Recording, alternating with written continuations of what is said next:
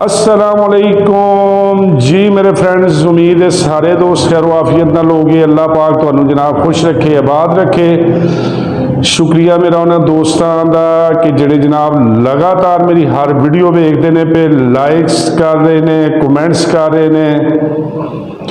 तो एक दो दोस्तों ने जनाब परसनल दे भी कहा है कि तुहाडे व्लॉग बहुत अच्छे आ रहे हैं और उन्होंने पॉइंटों का पता लग रहा है जिहड़े पॉइंट सानू आज तक फरूखाबाद या शेखुपुरे तो रह के भी सानू उन्होंने पॉइंटों का नहीं पता लगा।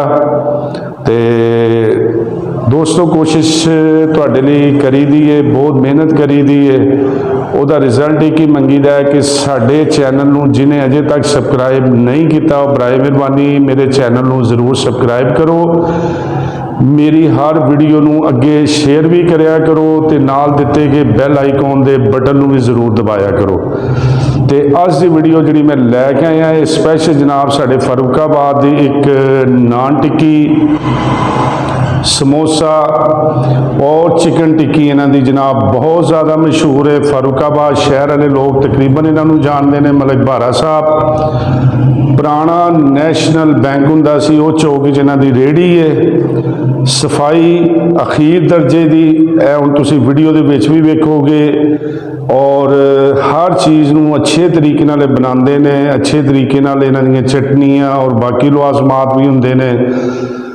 आलू वाली, चिकन वाली, समोसा, यह दो तीन वैरायटियां इन्हां दीयां बहुत ज़्यादा मशहूर ने।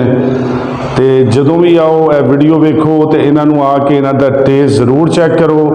और इन्होंने एक ऑफर भी दी है कि जिहड़ा बंदा सानू दसेगा आके कि असीं तुहाडी वीडियो वेख के आए हैं, उन्होंने जनाबे लई ये डिस्काउंट करके तो उन्होंने ये जनाब कुछ ना कुछ करनगे। हुण मैनूं नहीं पता, ये तुसीं आके इन्हों दसना है कि असीं जनाब तुहाडी वीडियो वेख के तो फिर तुहाडी नान टिक्की या समोसा खाण आए हैं। तो उहदी तुहानूं ये स्पैशल एक ऑफर भी इन्होंने रखी है, लेकिन मैं तुहानूं अपनी वीडियो दे विच नहीं दसनी।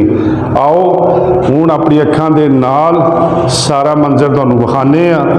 वेखो कि टिक्कियां किस तरह तैयार कर रहे हैं, किस तरह तैयार होकर आ रही ने, चटनी और बाकी मामलात और किहड़ी पॉइंट ते इन्हां दा पॉइंट है। आओ वेखिए, लाइव तुहानूं विखाने आ चल के।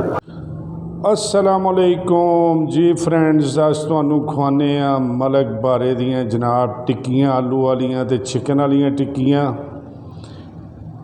ए मलक बारे साहब दियां जनाब शॉप है टिक्कियां दी, पुराना नैशनल बैंक फरूखाबाद दे चौक दे विच। ते जे फरूखाबाद रहने वाले बंदियां ने मलक बारे दी टिक्की नहीं खाधी तो समझो कुछ नहीं खाधा। सामने तुहाडी अखां दे सामने जनाबे आली मैं आख्या आज दोस्तों नूं दसीए जी है मलक साहब साडे कितनियां प्यारियां टिक्कियां तैयार करते हैं सफाई दे नाल।